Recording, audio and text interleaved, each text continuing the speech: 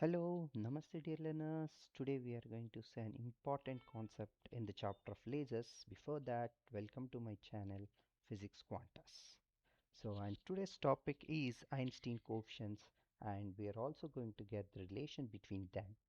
And the name of the chapter is laser, as I said, and once I'm telling you, this is very important concept in the topic of lasers. Now let's move into the topic now. So in this we are going to see only two contents, that is, first of all we should know what are Einstein coefficients, and then we'll move to the how to get the relation between these coefficients. Now let's move to this, and to understand these Einstein coefficients we must know the basic definitions of lasers, which is available in another video of in my channel. If you want, you can go through that, but here I'll revise it. So upward transition, generally if you take anything, generally we have two transitions, upward and downward transitions. Let's see the upward transition, simply we call it as absorption. So I consider ground state, we call it as E1, and E1 consists of number of particles, N1 number of particles, and we take a excited state as E2, and which consists of, let it be, N2 number of particles, and in general N1 will be greater than N2. Now if I give a sufficient energy to these ground state particles, they take energy and they will move to the excited state. This phenomena is only called absorption. Now it's a theoretical one. Now we'll add mathematics to this concept. So probability of particles moving from state E1 to E2 depends on what factors? So the first thing, how many particles available in the ground state, and how much amount of energy you are giving. So we'll write in equation format. So as I said, this depends on number of atoms available in lower state and energy density of interacting radiation. Now, so P12 is the probability of particles move from state 1 to state 2 is directly proportional to number of particles in ground state, and that's also proportional to the amount of energy you are giving. So here we call it as rho v is energy density. Now by combining these two, P12 is proportional to N1 and rho v. By removing this proportionality, we will write a constant B12. That constant is only called Einstein coefficient of absorption. So here one of the important thing is, in terms of, in place of energy, if you want, you can write EV or something like that.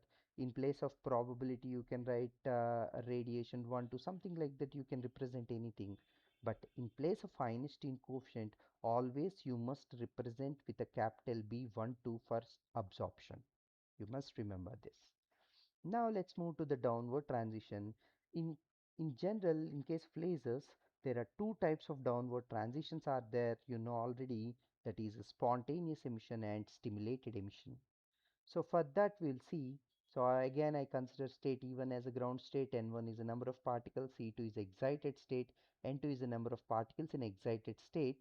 Now the particles will come to E2 to E1 automatically after their lifetime. The lifetime is around 10 power minus 8 seconds, means after 10 power minus 8 seconds automatically they come to lower state, and when this de-excitation happens, they emit a energy. So that energy is represented with a h in nu. So this phenomena is called spontaneous emission. And now again we'll write equations for this. The probability of particles moving from E2 to E1 by spontaneous emission, means I am not using any external energy here. So by spontaneous emission is depends only on what? The number of particles in the excited state, that is N2.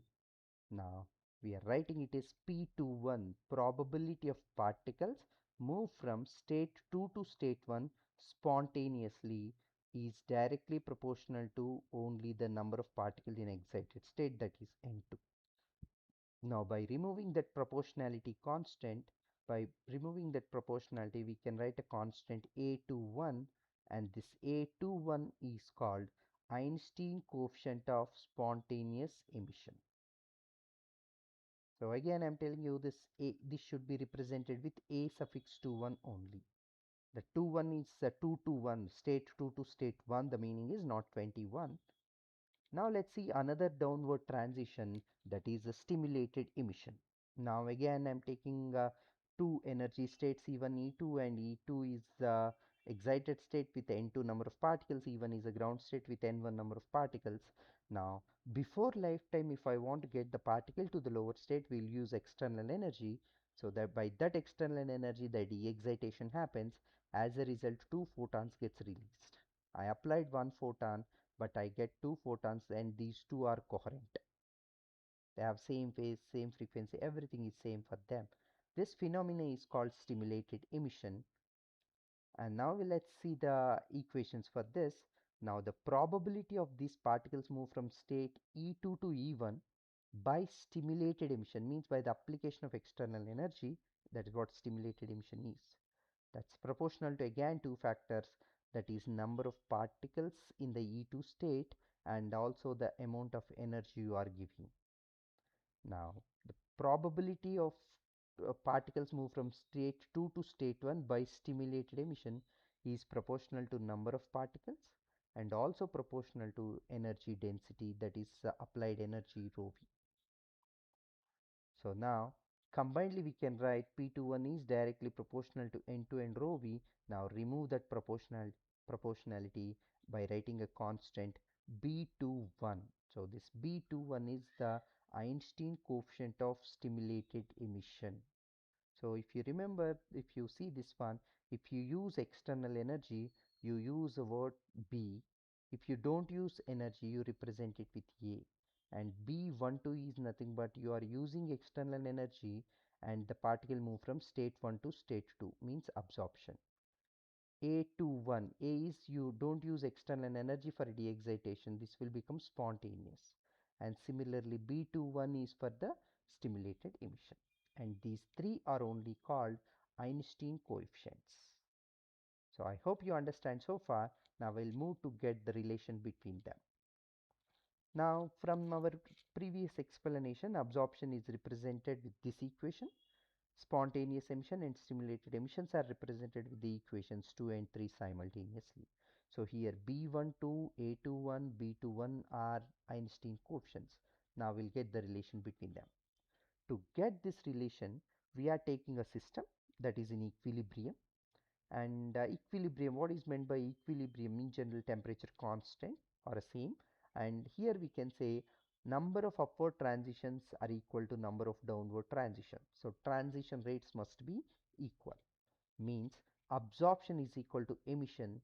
Emission again two types, either spontaneous and stimulated. So absorption is equal to spontaneous emission plus stimulated emission. Now we can represent that as P12 is equal to P21 spontaneous plus P21 stimulated. Now using the equations 1, 2, 3, substitute it here. So I'm rewriting this one like this, and take this term this side and take out rho v common. So we'll get N1 B12 minus N2 B21 is equal to N2 A21. Now write rho v is equal to, the entire bracket term will become denominator on the other side. Now in the denominator take out N2 common, but here you don't have N2, that's why we are dividing it, and cancel it with the numerator N2. So you left with A21 by N1 by N2 B12 minus B21.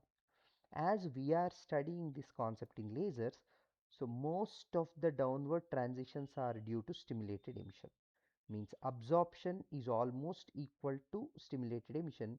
So we are writing B12 is equal to B. Now, according to Boltzmann distribution law, we can write N1 by N2 as exponential E2 minus E1 by kT. That E2 minus E1 can also be represented as h nu, of course. Now, E2 minus E1, as I said, we can write it as a h nu.